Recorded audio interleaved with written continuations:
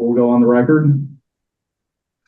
This is a deposition of Ms. Ghislaine Maxwell conducted by the House Committee on Oversight and Government Reform under the authority granted to it pursuant to House Rule 10. Accordingly, House Rule 10 grants the committee broad jurisdiction for the committee to conduct investigations of any matter at any time. On July 22nd, 2025, the Subcommittee on Government Operations of the Committee on Oversight and Government Reform voted by voice to approve a motion directing the chairman to authorize and issue a subpoena to Ghislaine Maxwell for a deposition. On July 23rd, 2025, Chairman Comer issued a subpoena for Ghislaine Maxwell to appear today for a deposition in furtherance of the committee's investigation into the actions and investigations of Mr. Jeffrey Epstein and Ms. Ghislaine Maxwell. I will enter the subpoena and corresponding cover letter as Exhibit 1. I will enter as Exhibit 2 a letter dated July 29th, 2025 from David Oscar Marcus, counsel for Ms. Maxwell, stating in short that his client would invoke her Fifth Amendment rights and request for the deposition to occur after the resolution of her Supreme Court petition. I will enter as Exhibit 3 a letter dated August 1st, 2025 from Chairman Comer to David Oscar Marcus, stating that the committee would continue its good faith negotiations and postpone Ms. Maxwell's deposition pending the resolution of her Supreme Court petition. I will enter as Exhibit 4 a letter dated January 20th, 2026 2026 from David Oscar Marcus to Chairman Comer outlining that his client still intended to invoke her Fifth Amendment rights. The committee noticed today's deposition on February 4th, 2026. I will enter the notice for this deposition as Exhibit 5. Can the witness please state her name and spell her last name for the record? Before she does that, this is David Marcus, and I just wanted to introduce her and make a brief statement. So members of the committee, on my advice, Ghislaine Maxwell will respectfully invoke her Fifth Amendment right to silence and decline to answer questions today, even though she would very much like to answer your questions. She must remain silent because Ms. Maxwell has a habeas petition currently pending that demonstrates her conviction rests on a fundamentally unfair trial. For example, jurors lied during voir dire to secure seats on the jury, and the government promised immunity and then broke that promise. Newly discovered documents now demonstrate these facts conclusively. If this committee and the American public truly want to hear the unfiltered truth about what happened, there is a straightforward path. Ms. Maxwell is prepared to speak fully and honestly if granted clemency by President Trump. Only she can provide a complete account, and some may not like what they hear, but the truth matters. For example, both President Trump and President Clinton are innocent of any wrongdoing. Ms. Maxwell alone can explain why, and the public is entitled to hear that explanation. Thank you, members of the committee, for having us today. Ms. Maxwell can now proceed to answer her questions with the Fifth Amendment. Thank you. Can the witness please state her name and spell her last name for the record? Ghislaine Noel Marion Maxwell, Maxwell. Thank you. My name is Jack Emmer, and I am the Chief Counsel for Investigations for Chairman Comer. Under the Committee on Oversight and Government Reform's rules, you are allowed to have a counsel present to advise you during this deposition. You have a counsel representing you in a personal capacity present with you today. Correct. Will counsel please identify themselves for the record? Go ahead, Leah. You can go first. Leah Safian, Leahsaffian. Thank you, Jack. This is David Marcus here, and my colleague Melissa Madrigal is also present. Thank you. For the record, starting with the majority staff, can the additional staff members please introduce themselves with their name, title, and affiliation? Starting with the majority, can members of Congress please identify themselves for the record? James Comer, Chairman of the House Oversight Committee. Andy Biggs, Arizona, 15th Congressional District. William Simmons, South Carolina, 4th Congressional District. Melanie Stanford, Congresswoman, New Mexico's first congressional district. I, Raja Krishnamurthy, Illinois Eighth District. James Walton Shaw, Virginia's 11th District. Suhas Silverline, Virginia's 10th District. Ro Khanna, California, 17th District.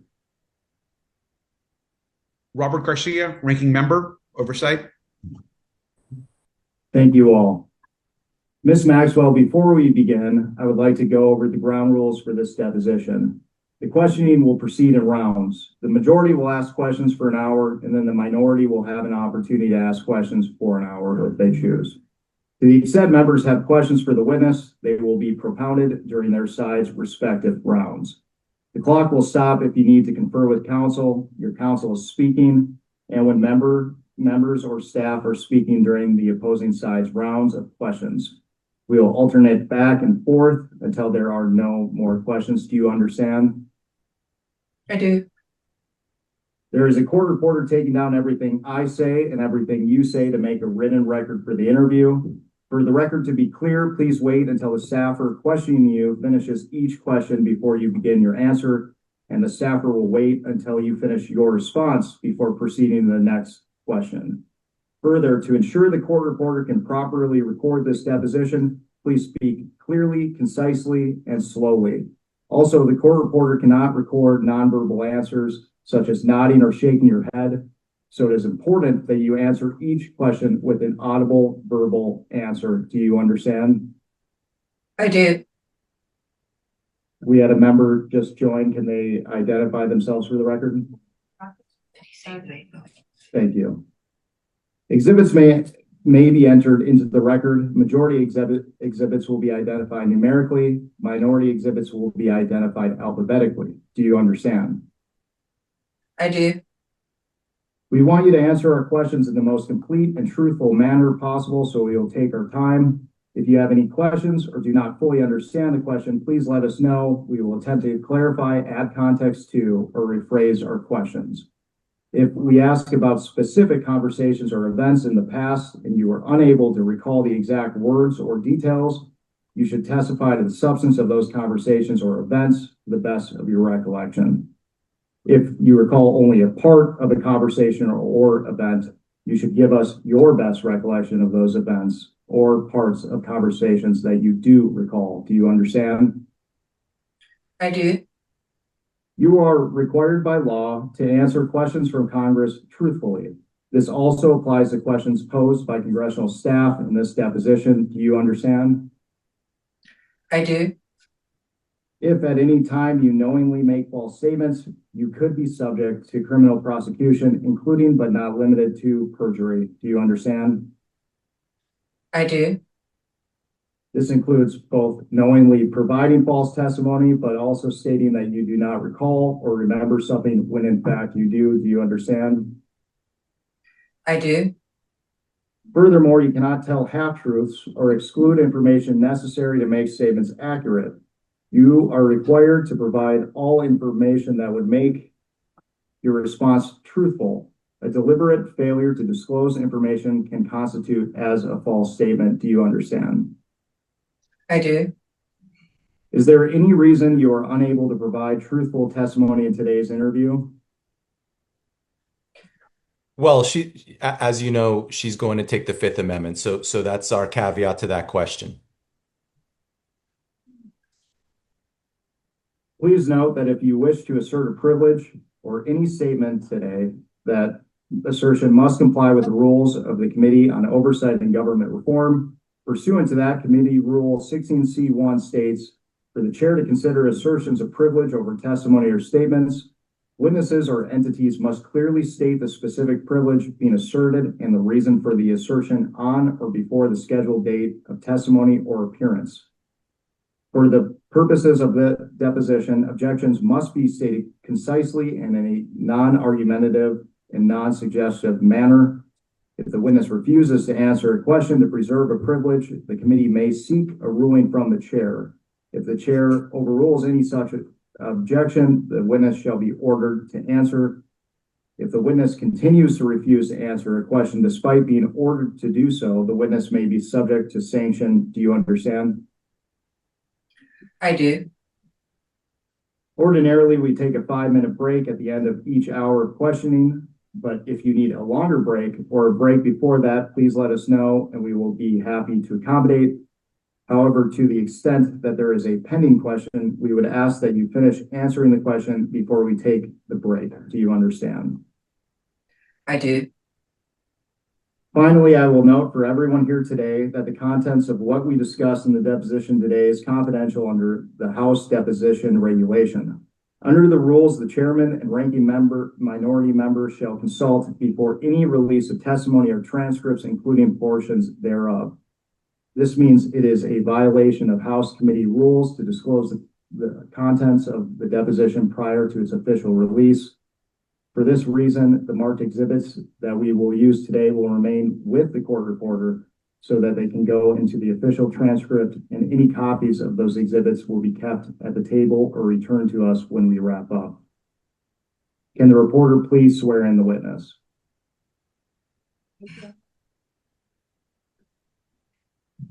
Do solemnly declare and affirm under the penalty of perjury that the testimony you're about to give will be the truth, the whole truth, and nothing but the truth?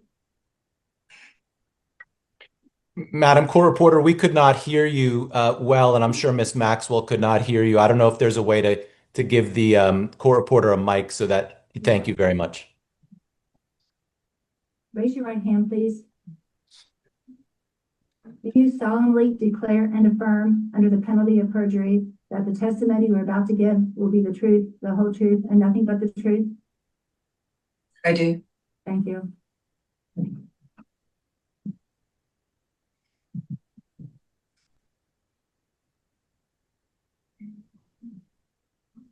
Ms. Maxwell, do you have any questions before we begin? I do not. The time reads 10:14 and the majority's time will begin now. Ms. Maxwell, were you a close friend and confidant of Jeffrey Epstein? I would like to answer your question, but on the advice of counsel, I respectfully decline to answer this question and any related questions. My habeas petition is pending in the Southern District of New York. I therefore invoke my right to silence under the Fifth Amendment to the US Constitution. Let the record reflect that Ms. Maxwell has invoked the Fifth Amendment against self-incrimination.